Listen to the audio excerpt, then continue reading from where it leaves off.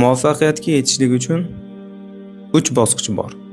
Kim mana shu bosqichlardan to'g'ri ado qiladigan bo'lsa, albatta u o'zi xohlagan, istagan maqsadiga yetadi.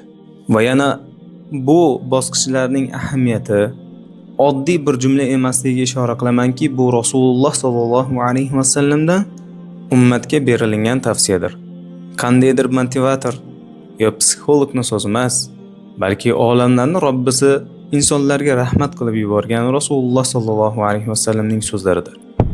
Rasulullohning so'zlari oddiy so'z emasligiga ishora qilib yana shuni ta'kidlaymanki, Alloh taolo oyat karimada "Va ma yantiqu anil hawa in huwa illa wahyu yuha" uni so'zlari oddiy bir o'z tomonidan to'qilingan so'z emas, balki ularning barchasi Alloh tomonidan vahiy qilingandir deydi.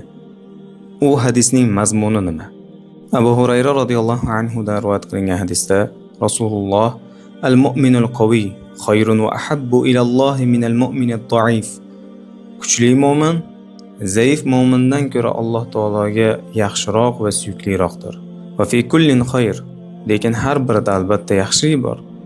Ihris ala ma yanfa'uk.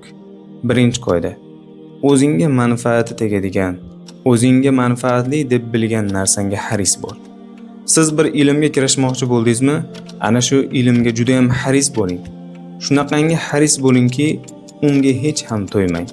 Rasululloh aytganlar kabi ikki kishi to'ymaydi. Ilm talab qiluvchi va dunyo talab qiluvchi. Siz agar ilm talabida bo'lsangiz hech ham to'ymang.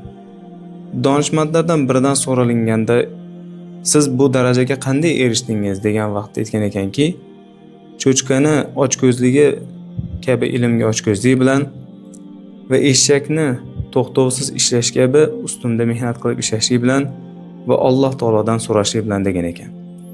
Demak, birinchi qoida o'zimizga manfaatli bo'lgan narsaga haris bo'lishimiz kerak. Shunaqangi haris bo'lishlik kerakki, hech ham to'ymang. Kechasimi, kunduzimi o'sha ishingiz bilan mashg'ul bo'ling va ana shunda keyin natijasini ko'rasiz. Bu birinchisi.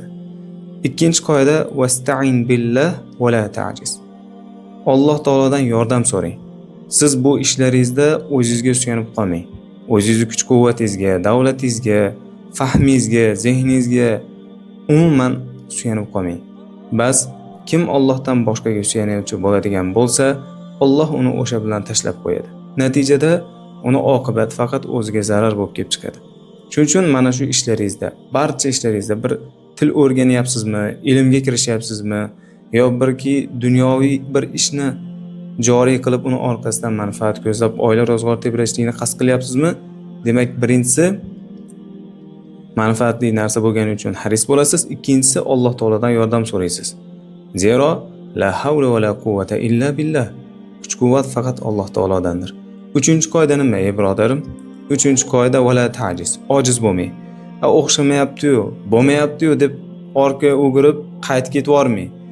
Mendan chiqmaydi shikili deb turib, ilmni yoki o'sha bir amalingizni tashlab qo'ymang. Ojiz bo'lmang. Garchi yugura olmayotgan bo'lsangiz yuring.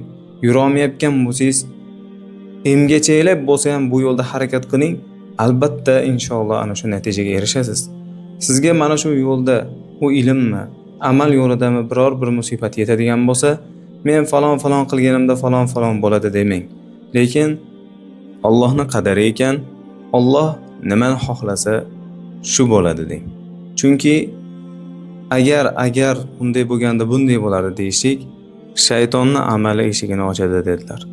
Mana shu qoidaga kim amal qiluvchi bo'lsa, Allohga qasamki, u ilmda bo'lsin, dunyoviy bir maqsadi uchun ishlayotgan ishida bo'lsin va boshqa har qanday sohada albatta u yutuqqa, natijaga erishadi. Zero bu olamlarga rahmat qilib yuborilgan Rasululloh sollallohu alayhi va sallamdan berilgan tavsiyadir.